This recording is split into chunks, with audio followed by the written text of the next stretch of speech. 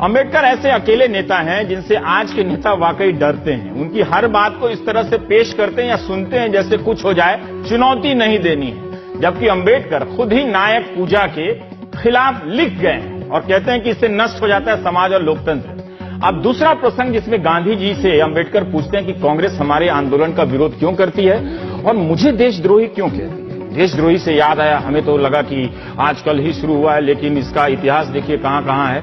इसके जवाब में गांधी कहते हैं कि आप सबसे बड़े देशभक्त हैं। तब की बंबई विधानसभा में बोलते हुए डॉक्टर अंबेडकर कहते हैं, ये एसआर दारापुरी साहब ने हस्तक्षेप.com पे लिखा है।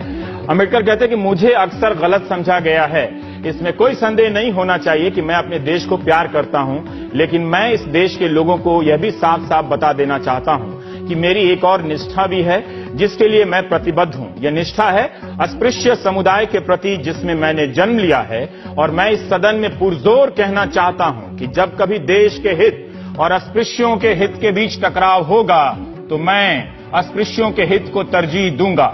अगर कोई आतताई बहुमत देश के नाम पर बोलता है तो मैं उसका समर्थन नहीं करूंगा।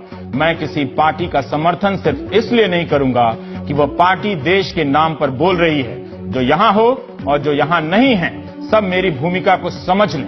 मेरे अपने हित और देश के हित से टकराव होगा तो मैं देश हित को तरजीह दूंगा, लेकिन अगर देश के हित और दलित वर्गों के हित के साथ टकराव होगा तो मैं दलितों के हित को तरजीह दूंगा।